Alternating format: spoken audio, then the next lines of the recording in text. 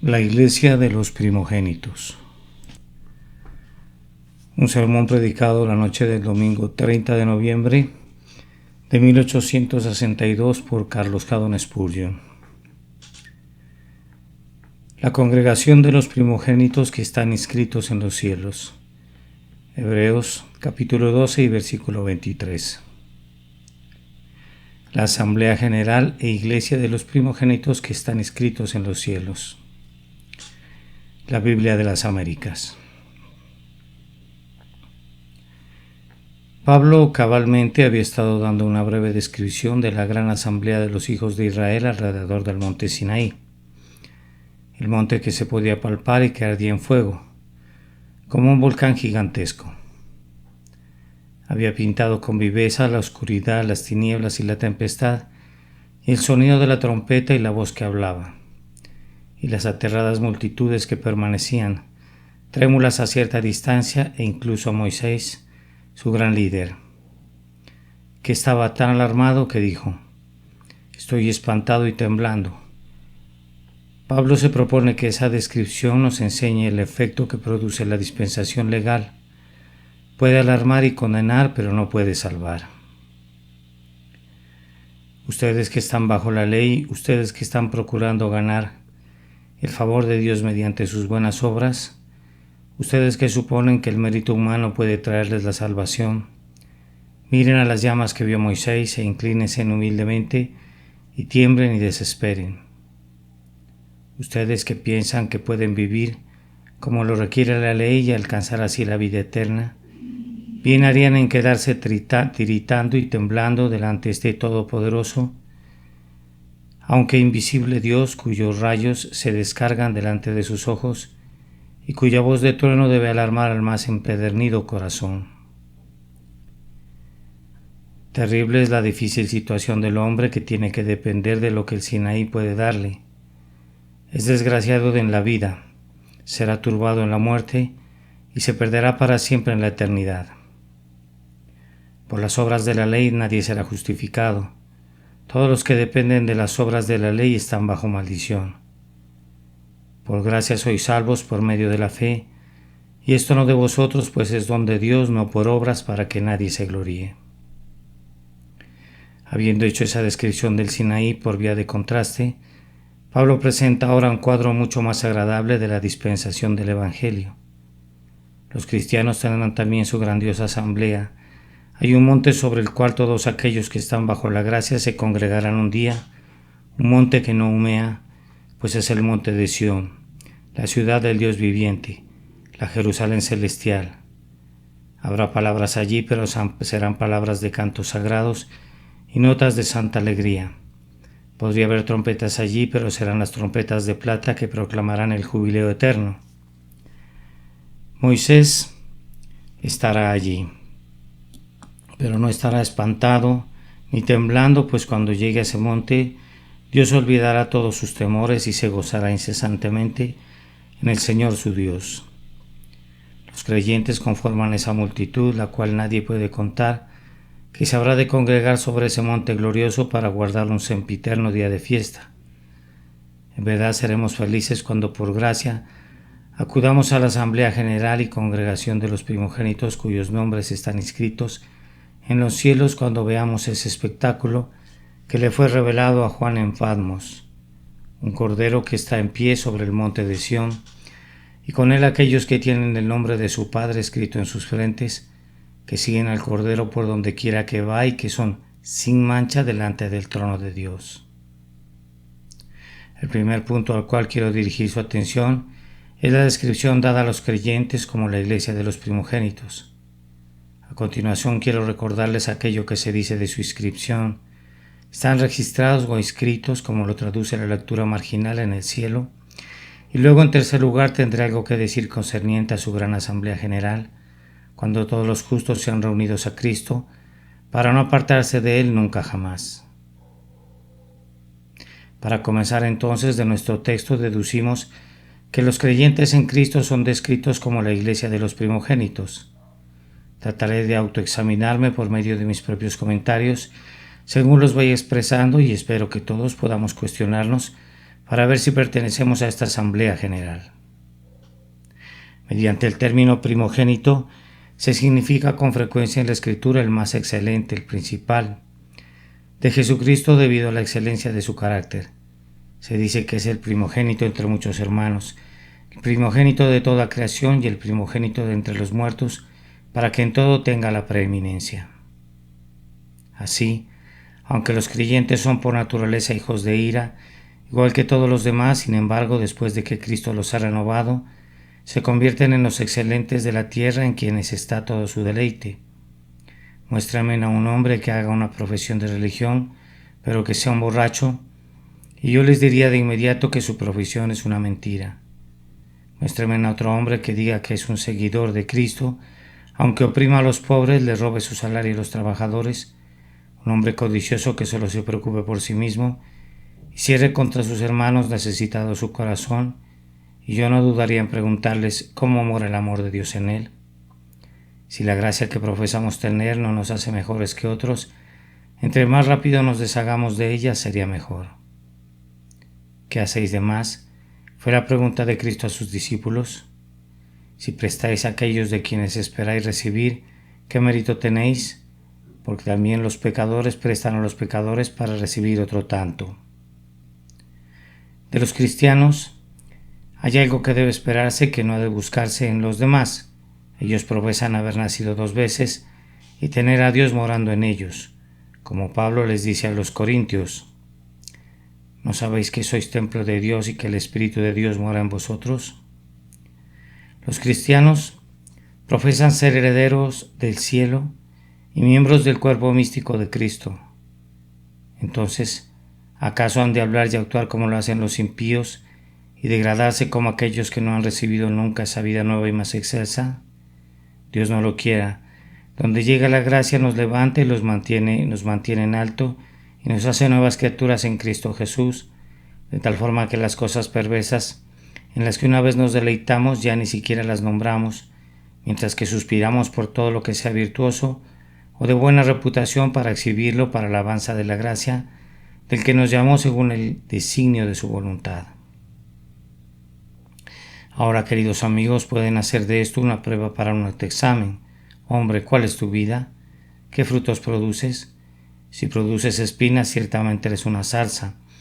Si produces las uvas de Gomorra, en verdad perteneces al valle de Sodoma. ¿Acaso se recogen uvas de los espinos o higos de los abrojos? Si la corriente está sucia, ¿cómo estará la fuente? Si lo fuera del vaso y del plato está mugriento, por dentro, ¿cómo estarán? Si lo que ven los hombres está sucio, ¿cuán sucio ha de estar el lugar donde solamente Dios puede verte? Ninguno de nosotros es mejor de lo que parece, pero todos nosotros somos peores de lo que pensamos. Que Dios rasgue todo velo que nos oculta de nosotros mismos, para que nos veamos tal como somos a sus ojos. Así que pueden ver que los primogénitos de Dios son un pueblo propio, celoso de buenas obras, que busca adornar la doctrina de Dios, su Salvador, en todas las cosas. Pero el término primogénito tiene un segundo significado en la Escritura. Los primogénitos, bajo la antigua economía mosaica, eran elegidos por Dios para sí. Cuando hirió a los primogénitos de Egipto, apartó para sí a todos los primogénitos de Israel. Habría podido seleccionar a los más jóvenes de la familia o a todo segundo hijo si hubiera decidido hacerlo así, pues Dios hace lo que quiere y Él no da cuenta de ninguna de sus razones. Podrían preguntarle por qué hace esto o lo otro, pero no se digna responder a sus preguntas inquisitivas o impertinentes. Él no se turba por sus preguntas. Nunca explica las razones por las cuales elige a algún hombre para salvación. Está lo suficientemente claro por la Escritura que en efecto los elige, tan claro que incluso un incrédulo como Bolingbroke le dijo un día al señor Whitefield: si se acepta que la Biblia es verdadera, entonces ninguna otra doctrina excepto el calvinismo puede ser verdadera, pues la Biblia enseña eso de principio a fin. Ciertamente, si las mentes de los hombres no estuvieran obstinadamente pervertidas, deberían leer esta verdad en palabras como estas: tendré misericordia del que yo tenga misericordia, y me compadeceré del que yo me compadezca. así que no depende del que quiere ni del que corre, sino de Dios que tiene misericordia. ¿Y qué dice la Escritura cuando el pecador comienza a altercar con esta verdad? Mas antes, oh hombre, ¿quién eres tú para que alterques con Dios? Dirá el vaso de barro al que lo formó, ¿por qué me has hecho así? ¿O no tiene potestad el alfarero sobre el barro para hacer de la misma masa un vaso para honra y otro para deshonra?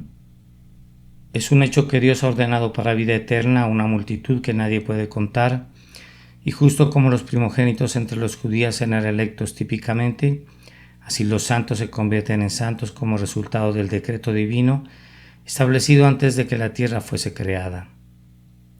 Cuando todavía este mundo y el sol, la luna y las estrellas dormían en la mente de Dios, como bosques por nacer en la copa de una bellota, aún entonces el Todopoderoso había escrito ya los nombres de todos sus escogidos en el libro de la vida del Cordero, y había fijado el lugar, la fecha, el momento preciso cuando debían nacer, y cuando habían de nacer una segunda vez, cuando debían venir a Cristo, y así cuando debían encontrar la salvación y la vida eterna. Esta doctrina está lejos de ser apetitosa para los hombres, pero puesto que glorifica a Dios y hace que el hombre no sea sino un saltamontes delante del Eterno, nos deleitamos en ella y humildemente nos inclinamos delante del soberano disponedor de todos los eventos y decimos: Jehová es, haga lo que bien le pareciere. Luego, en tercer lugar, los primogénitos eran herederos de grandes privilegios, de los cuales no podemos hablar particularmente en este momento, pero lo haremos más adelante, y se convertían en herederos enteramente por nacimiento. Los derechos de los primogénitos radicaban únicamente en su primogenitura, no en su estatura, no en su donosura o belleza, no en su capacidad mental y ni siquiera en sus virtudes morales, aunque fuera tan listado como Mefiboset, aunque fuera tan lisiado como Mefiboset, pero si era el primogénito no podía ser desheredado, o si en lugar de tener la imponente estatura de un Saúl era tan diminuto como Zaqueo, pero si era el primogénito ni sus padres ni todas las cortes judiciales podían revertir los derechos de la primogenitura. Entonces, amados, todos aquellos que son creyentes en Cristo, que son conocidos por los hombres por su excelencia de carácter, en tanto que Dios los conoce por haberlos escogido por su gracia, son conducidos a tiempo a ejercer sus privilegios a través del nuevo nacimiento que es obrado en ellos por el Espíritu Santo. Si solo nacemos una vez, hemos de morir 2 veces, pero si nacemos 2 veces, morimos una sola vez, y después de esa única muerte, que no es realmente muerte, entramos en la vida eterna. La regeneración nos hace en realidad los hijos de Dios, justo como la adopción nos hizo virtualmente hijos de Dios. Por la regeneración nos volvemos real y verdaderamente herederos de Dios y coherederos con Cristo, y nuestro derecho al cielo, a todas las bendiciones del pacto de la gracia y a las promesas de Dios, surge de este nuevo nacimiento celestial. El cielo es la herencia de los hijos de Dios, no es una posesión comprada con su dinero o ganada por cualesquiera obras que hubieran realizado. Esta herencia es el derecho de nacimiento de todos los que han nacido de nuevo, nacidos de arriba. Así que la pregunta que debe hacerse a cada uno de nosotros es: ¿he experimentado este nuevo nacimiento? El que no naciere de nuevo no puede ver el reino de Dios. Lo que es nacido de la carne, carne es, y es solo carne. Y lo que es nacido del Espíritu, Espíritu es. Y como el cielo y todas las otras bendiciones del pacto son espirituales, no podemos poseerlas hasta que nosotros mismos seamos nacidos del Espíritu. Entonces los primogénitos tenían ciertos derechos atribuibles a su nacimiento, y los primogénitos espiritualmente tienen ciertos derechos atribuibles a su nuevo nacimiento. Que el Señor les ayude a todos ustedes a asegurarse muy bien de esto. Les ruego que no den por sentado que todo está bien con su alma, ni que traten esta pregunta como si fuera algo de escasa importancia. Del hecho de que sean nacidos de nuevo o de que no sean nacidos de nuevo, a depender su destino eterno. Si viven y mueren sin ser regenerados, una interminable será su porción eterna. Si pasan de muerte a vida, todas las glorias del paraíso de Dios se vuelven suyas por un vínculo que ni la muerte ni el demonio mismo pueden romper.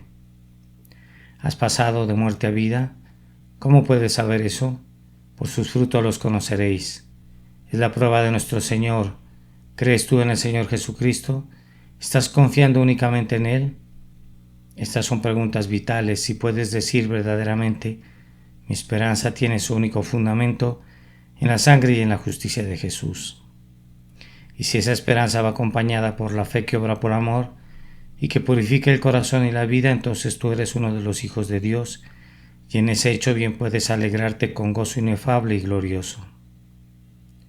Ahora, en cuarto lugar, en los primogénitos más que en cualesquiera otros, le agradó a Dios multiplicar los tipos de la redención para mostrarnos muy claramente que los herederos del cielo son un pueblo redimido. Ante todo, la gran mayoría de los primogénitos fueron redimidos con sangre. En la oscura y horrenda noche, el ángel exterminador anda libre, con alas silenciosas y con una filosa espada que siempre acierta en el blanco. Vuela con presteza de casa en casa por toda la tierra de Egipto, y desde el primogénito del faraón en el trono al primogénito de la esclava que trabaja en el molino, todos ellos caen muertos. Y el llanto de Egipto asciende al cielo en la forma de un grito sumamente amargo y desgarrador. Pero en todas las casas de los israelitas se puede contemplar una escena diferente.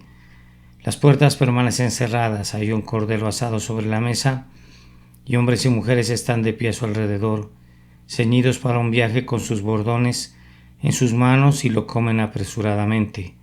Hay un niño primogénito en los brazos de su madre, o un varón primogénito que ya ha crecido, pero ellos no muestran ningún signo de azoramiento, aunque es bien sabido que en esa noche los primogénitos han de morir. ¿Por qué están tan tranquilos? Si hubieras estado presente una o 2 horas antes, habrías visto que el padre, cuando sacrificó el cordero, drenó la tibia sangre de la vida en un tazón, y sus hijos se congregaron a su alrededor, y él les dijo: vengan, síganme.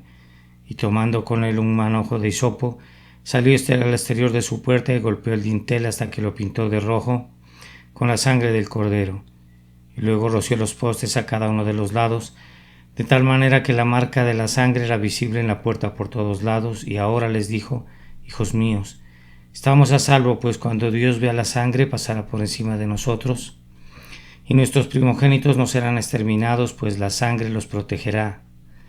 De manera semejante, nosotros que somos los primogénitos de Dios somos salvos por la sangre de Jesús. ¿Puedes tú, amigo, decir por fe: mi confianza está únicamente en esa sangre? ¿Ha sido aplicada a tu corazón y a tu conciencia? ¿Ha hablado paz a tu alma? ¿Te lava de todo pecado? ¿Te alegras ahora porque no hay condenación para ti, puesto que estás en Cristo Jesús, y Él ha soportado toda la ira divina que era tu porción por causa de tu pecado? Pero para que no dejemos de aprender esta grandiosa verdad por medio de un solo tipo, Dios nos ha dado otro. En el curso de 2 años, más de 22,000 niños le nacieron a esa gran población, y esos no habían sido redimidos por la sangre de los corderos pascuales, pues no tenían entonces el ser, así que se adoptó otro método. Un levita tenía que sustituir a cada niño primogénito varón, y Dios aceptaba al levita y permitía que el niño permaneciera en la casa de su padre. Allí estaba un símbolo de la grandiosa verdad de la sustitución, pero los privilegios que correspondían a algunos de los primogénitos judíos en el tipo pertenecen a todos los hijos primogénitos espirituales de Dios. Cristo es el levita que está delante de Dios en nuestro lugar y posición y sitio, y allí ministra a favor nuestro y honra la ley de su Padre, y cumple hasta la última jota y tilde a nombre nuestro.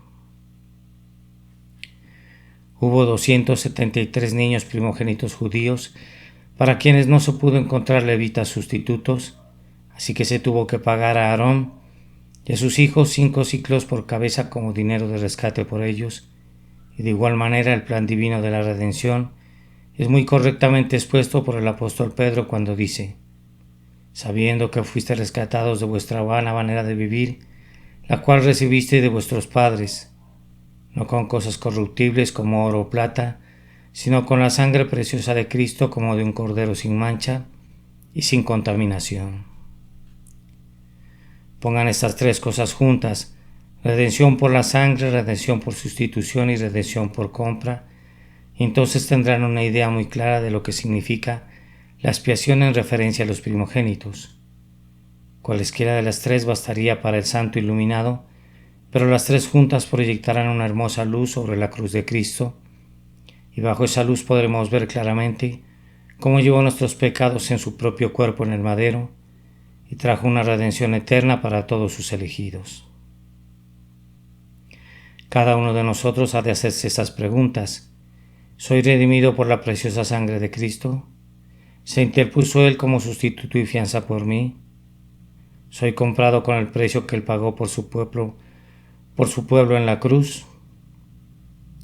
Pues si no fuera así, no podría ser contado entre los primogénitos, pues todos los primogénitos deben ser redimidos de esta manera.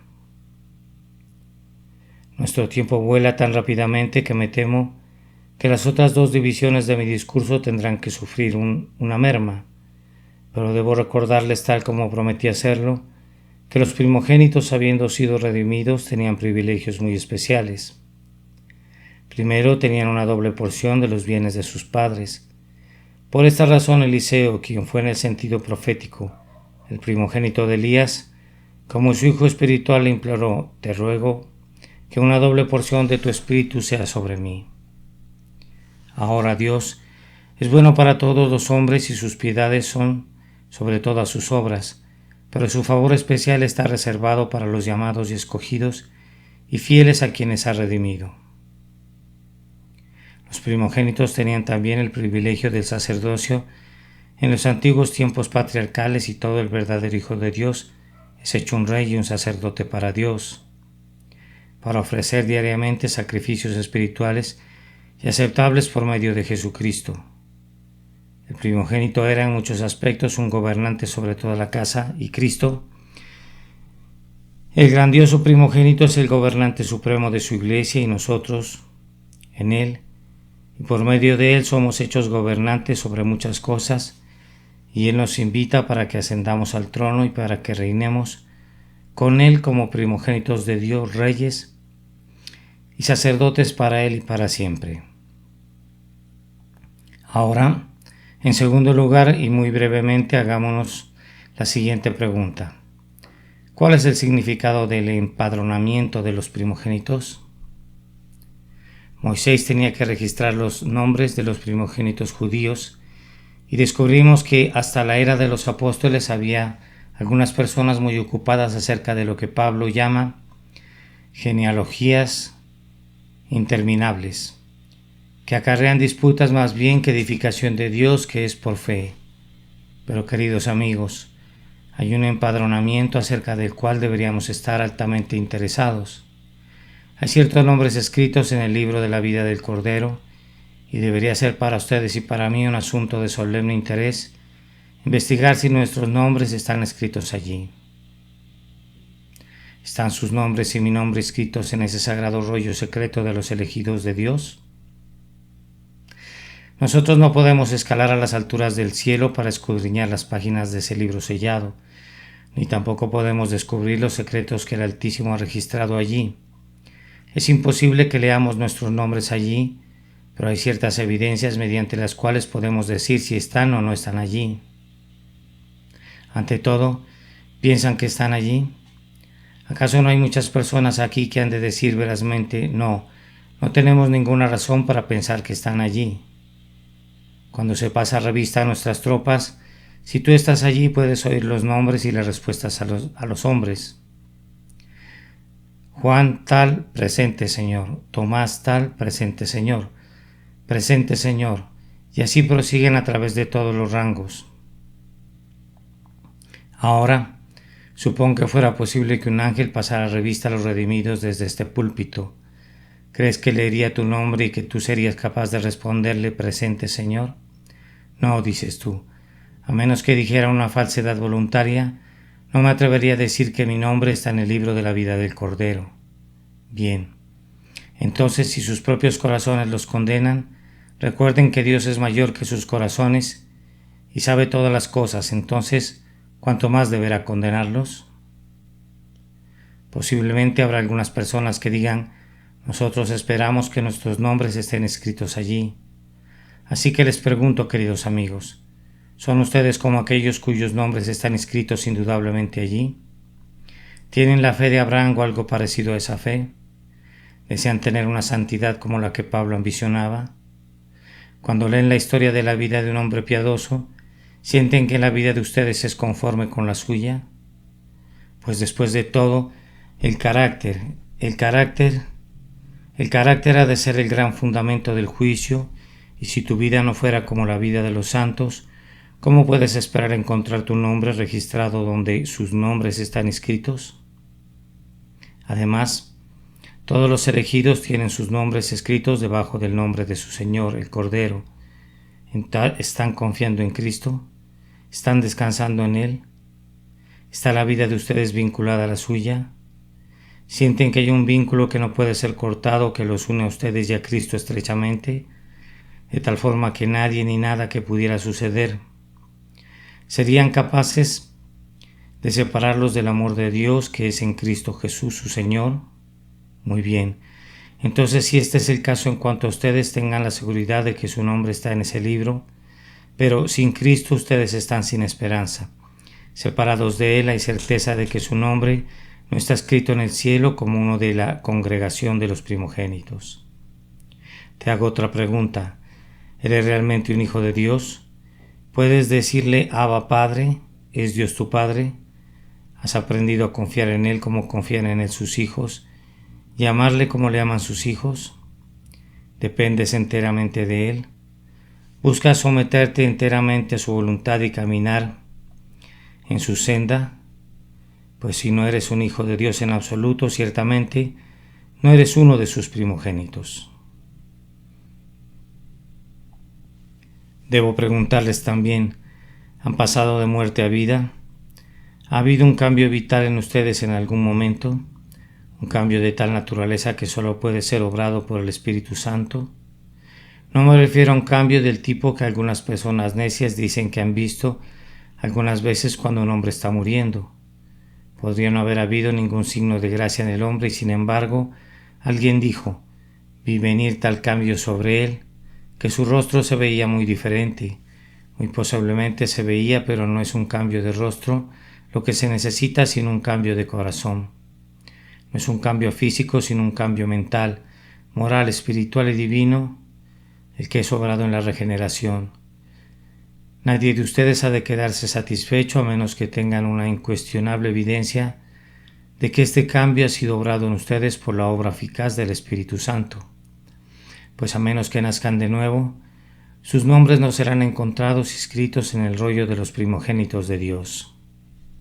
Ahora, para concluir, permítanme recordarles nada más que para todos estos primogénitos de Dios cuyos nombres están escritos en el cielo, viene el día cuando serán congregados en gloria alrededor del trono de Dios. ¿Qué reunión será esa? No habrá ni una sola persona en pie allí, pues todos habrán sido lavados y emblanquecidos en la sangre del Cordero. Cuán felices serán todos ellos.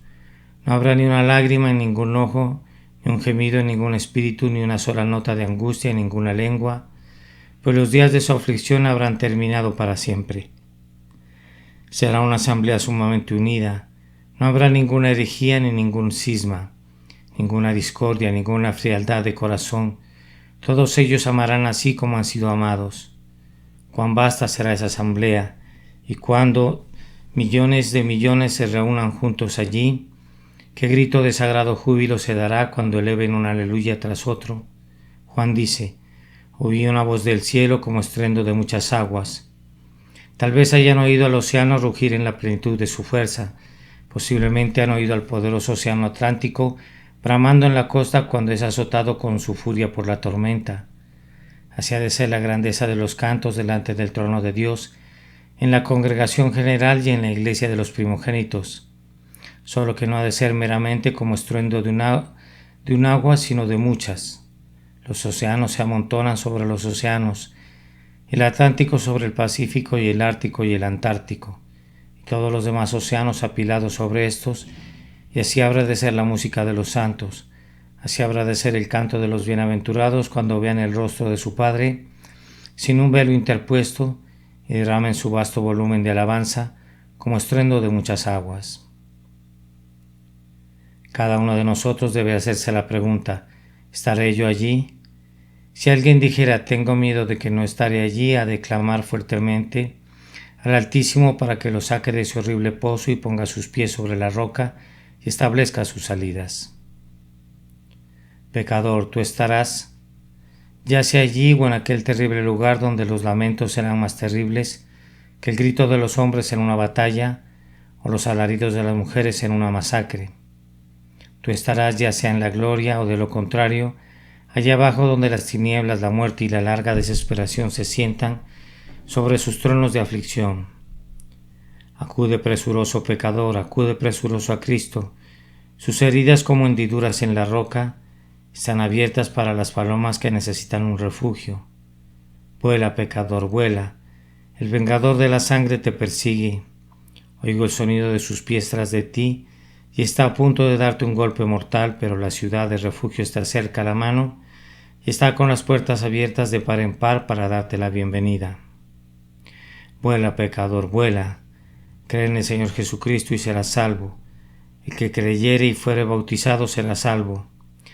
Cree en Jesús, pues creer en Él es confiar en Él. Ser bautizado es ser sumergido en el agua con base en la profesión de esa fe. Yo no me atrevo a alterar la comisión de mi Señor: id por todo el mundo y predicad el Evangelio a toda criatura.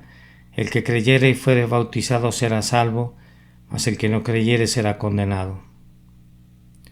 No hay otra alternativa. La opción es volverse o perderse, creer y ser salvo, o descreer y ser condenado.